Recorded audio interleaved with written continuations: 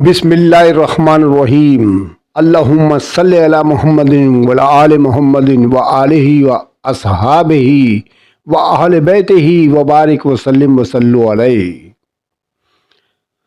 आज आपके सामने सीरतुर रसूल सल्लल्लाहु अलैहि व आलिहि वसल्लम के सिलसिले में जो वाक़या बयान किया जा रहा है उसका नाम है ताइफ का सफ़र।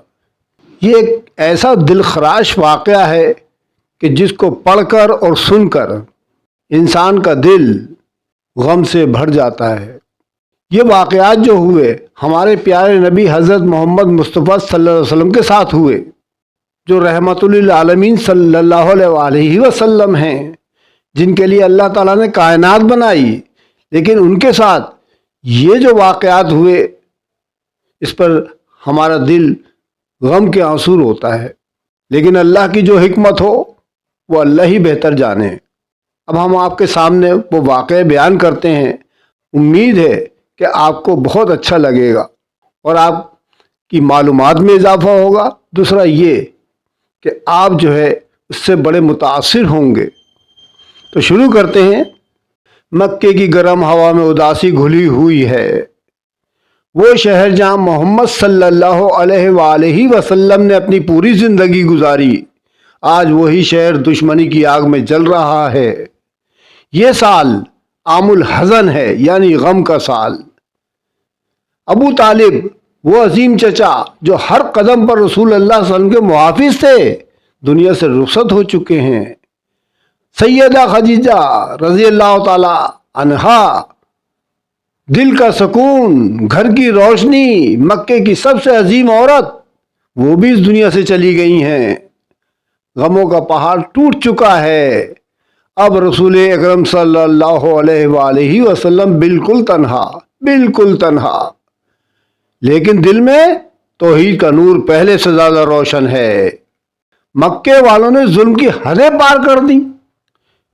कोई पत्थर मारता है, कोई मजनू कहता है, कोई दीवाना कहता है, कोई काहिन, कोई साहिर, कोई गालियां देता है, कोई रास्ता रोक लेता है, कोई आवाजें कसता है, कोई धमकियां देता है।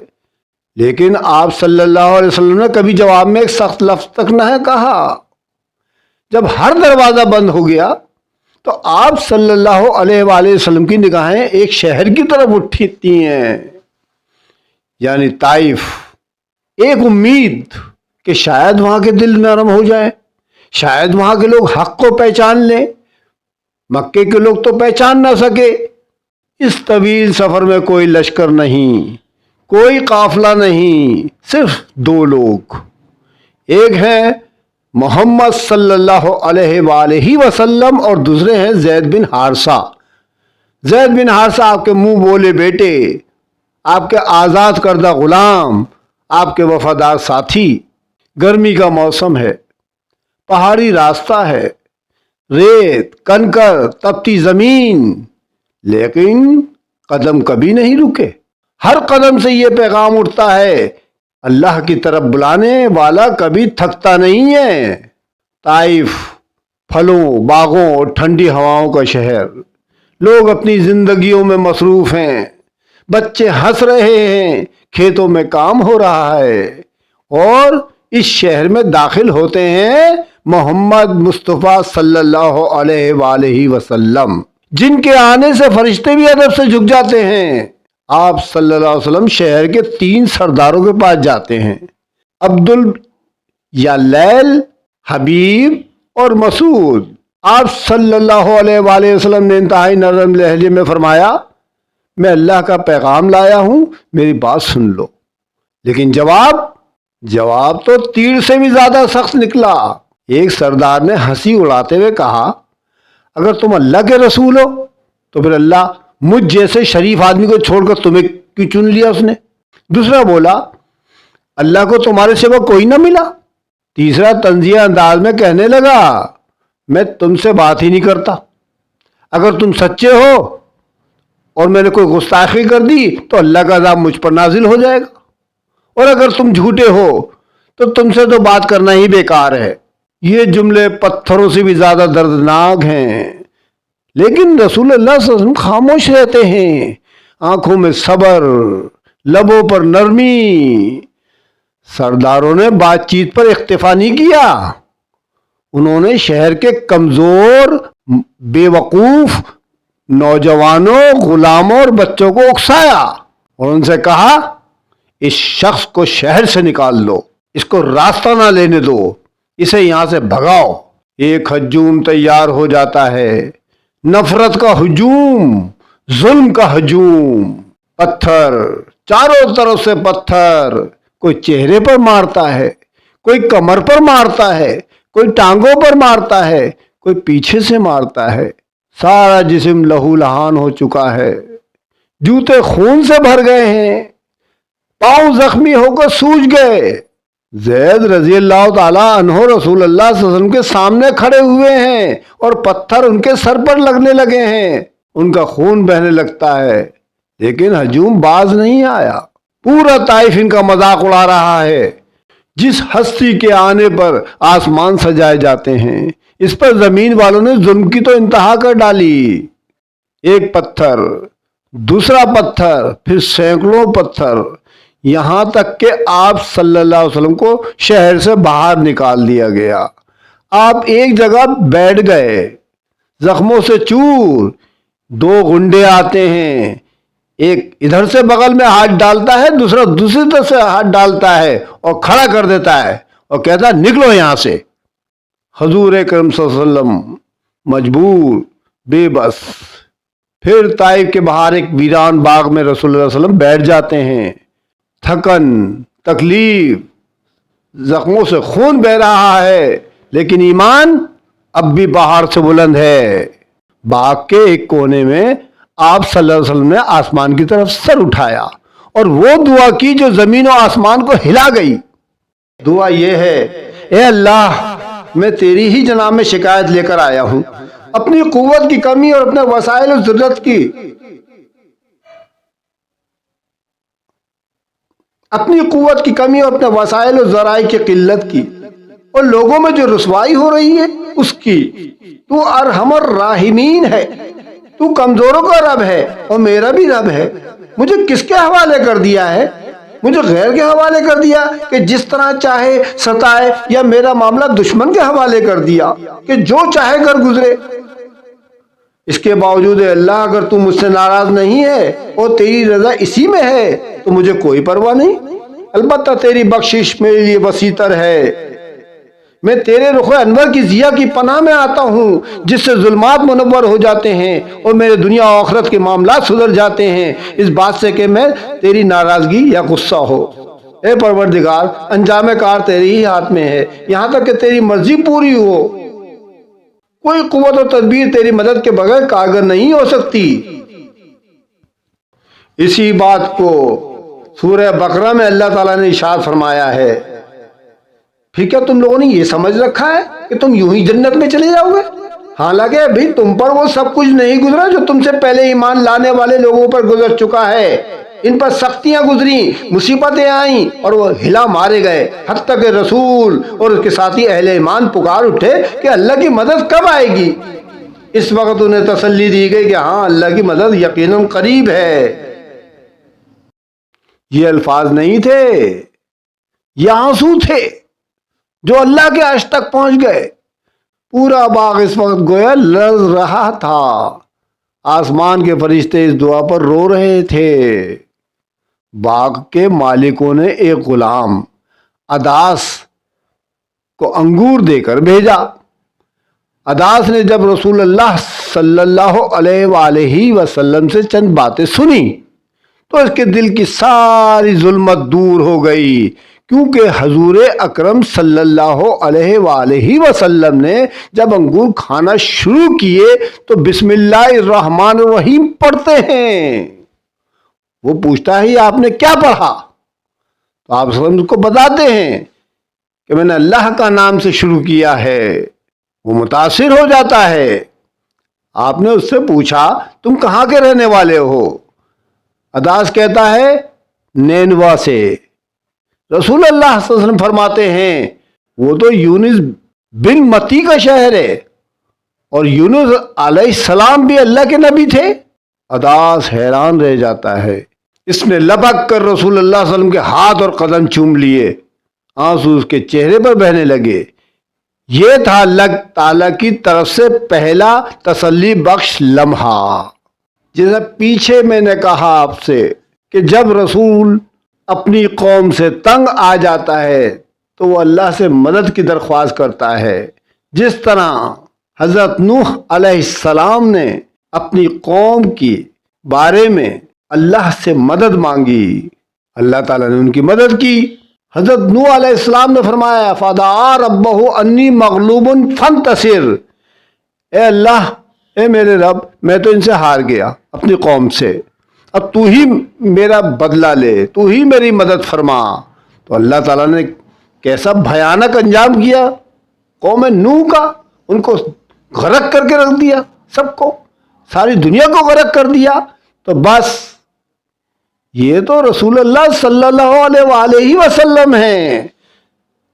اللہ تعالیٰ اوپر سب دیکھ رہا ہے، سن رہا ہے، وہ تو سمیع بھی ہے اور بصیر بھی ہے، ہر چیز دیکھتا بھی ہے اور سنتا بھی ہے۔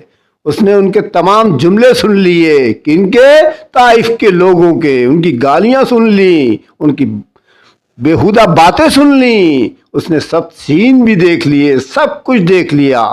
تو پھر اللہ کی مدد آ پہنچی۔ جس طرح میں نے آپ کو پیچھے بتایا کہ جب رسول پکارتا ہے تو اللہ کی نصرت آ جاتی ہے، تو بس یہاں پر بھی نصرت آئی۔ اسی لمحے فضا میں ایک نور ظاہر ہوتا ہے، یہ جبرائیل ہیں، ان کے ساتھ پہاڑوں کا فرشتہ ملک الجبال۔ جبرائیل علیہ السلام عرض کرتے ہیں اے اللہ کے رسول، اللہ نے آپ کی قوم کی ساری باتیں سن لی ہیں، اگر آپ حکم دیں تو میں ان دونوں پہاڑوں کو ملا کر طائف کو کچل دوں۔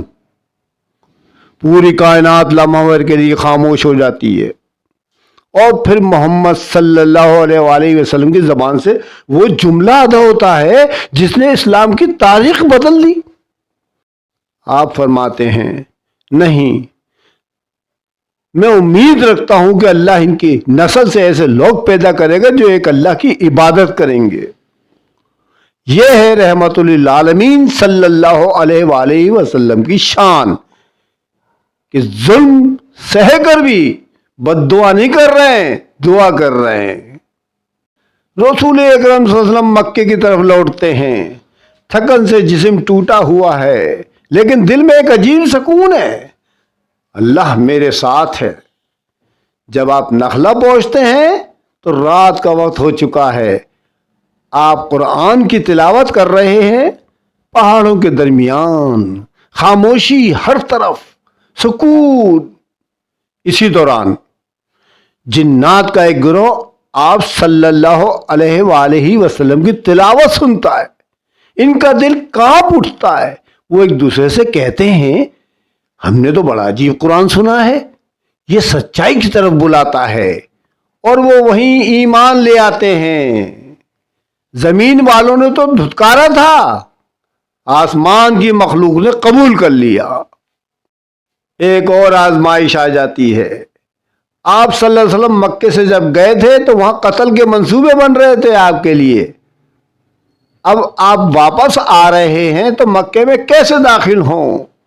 فکر پیدا ہو گئی، قریش تو پہلے ہی دشمن ہے، اب میں واپس شہر میں کس طرح داخل ہوں؟ لیکن میرے اللہ نے ایک دشمن کا دل بھی نرم کر دیا، مطعم بن عدی، ایک غیر مسلم، لیکن اس کے دل میں اللہ نے رحم ڈالا۔ اس نے کہا محمد میرے ساتھ چلو، میں تمہیں پناہ دیتا ہوں۔ محمد صلی اللہ علیہ وسلم نے فرمایا نہیں، تم مجھے خود آ کر لے کر جاؤ۔ تو وہ اپنے بیٹوں کو ساتھ لے کر آتا ہے جن کی تعداد 6 ہے، اور وہ تلواریں تھامے حرم میں داخل ہوتے ہیں، محمد صلی اللہ علیہ وآلہ وسلم کو ساتھ لے کر۔ مطعم بن عدی اعلان کرتا ہے آج سے محمد میری پناہ میں ہیں، جس نے ان کو ہاتھ لگایا وہ مجھے اپنا دشمن سمجھے۔ یہ تھی اللہ کی حفاظت جو ہر قدم پر نظر آ رہی تھی۔ طائف کا سفر صرف تکلیف کا قصہ نہیں ہے، یہ رحمت کے سمندر کا قصہ ہے۔ یہ سکھاتا ہے جب ساری دنیا تمہیں دھتکار دے تو دل میں امید رکھو، کیونکہ اللہ تو سب دیکھ رہا ہے، اور اللہ کی رحمت ہمیشہ دیر سے آتی ہے لیکن آتی ضرور ہے۔ طائف کا سفر تو ختم ہو چکا ہے، لیکن اس سفر کی گونج ابھی ختم نہیں ہوئی تھی۔ وہ دعا، وہ صبر، وہ رحمت جو حضور اکرم صلی اللہ علیہ وآلہ وسلم نے مناجات کے طور پر کری تھی، اللہ نے اسے تاریخ کے لیے ہمیشہ کے لیے محفوظ کر لیا۔ رسول اللہ صلی اللہ علیہ وسلم نے فرمایا تھا، میں امید رکھتا ہوں کہ ان کی نسل سے ایسے لوگ پیدا ہوں گے جو ایک اللہ کی عبادت کریں گے۔ یہ کب کا واقعہ ہے؟ جب جبرائیل علیہ السلام نے آپ سے فرمایا تھا کہ آپ کہیں تو میں ان کو سب کو پیس کر رکھ دوں، اور پھر وقت گزرا، سال بدلتے چلے گئے، نسلیں آگے بڑھتی رہیں، اور پھر طائف کی اسی سرزمین سے ایک ایسا 17 سالہ نوجوان اٹھا جس نے اسلام کی تاریخ کا رخ بدل دیا۔ اس نوجوان کا نام تھا محمد بن قاسم۔ طائف کے پہاڑوں اور وادیوں میں پلا بڑھا محمد بن قاسم بہادر، شجاع، علم و حکمت اور جنگی مہارت سے بھرپور۔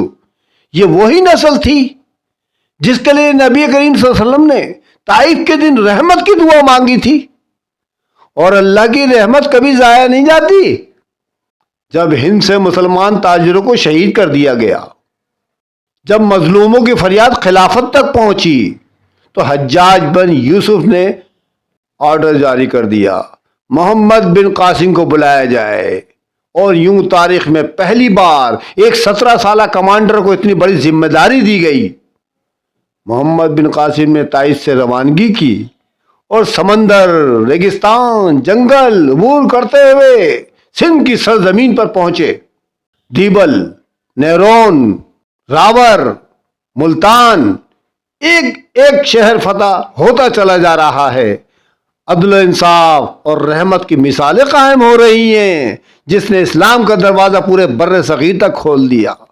باب الاسلام، باب الاسلام، سندھ باب الاسلام کہلاتا ہے۔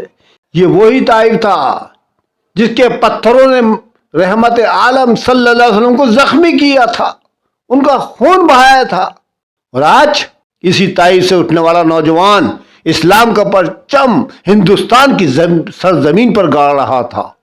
یہ کوئی اتفاق نہیں ہے، یہ رحمت دو عالم صلی اللہ علیہ وآلہ وسلم کی دعا کا اثر ہے، جو سالوں بعد حقیقت بن کر سامنے آیا، اور ان دونوں واقعات کے درمیان 70 سال کا فرق ہے۔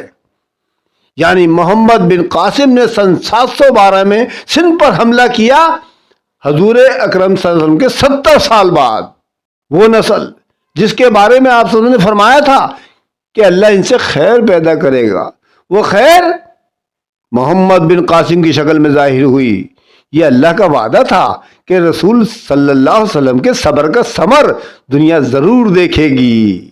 طائف کے پتھروں سے لے کر محمد بن قاسم کی فتوحات تک یہ پوری تاریخ ہمیں بتاتی ہے کہ ظلم کے بعد ہی رحمت آتی ہے، دکھ کے بعد ہی فتح آتی ہے، اور نبی صلی اللہ علیہ وسلم کی دعا کبھی رد نہیں ہوتی۔ جو آپ فرماتے ہیں اللہ تعالیٰ اس کو پورا کر دیتا ہے۔ سبحان اللہ۔ امید ہے کہ آپ کو میرا بیان پسند آئے گا اور آپ کے دل پر اثر کرے گا۔ یہ ہے ہمارے پیارے نبی صلی اللہ علیہ وسلم کی سیرت، ان کی باتیں، ان کی تو ہر بات ہی پیاری ہے، ان کی تو ہر ادا پیاری ہے۔ اللہ تعالی ہمیں توفیق دے کہ ہمیں ان کا دیدار نصیب ہو جائے۔ آپ لوگ بھی دعا کریں کہ اللہ تعالی ہمیں اپنا فرما بردار بندہ بنائے، اور حب رسول صلی اللہ علیہ وسلم ہمارے دل میں جاگزی کر دے۔ اللہ تعالی ہم سب کو توفیق دے کہ ہم اپنے پیارے نبی حضرت محمد صلی اللہ علیہ وسلم کی سیرت کو اپنائیں۔ والسلام، رفعت سمیع خان۔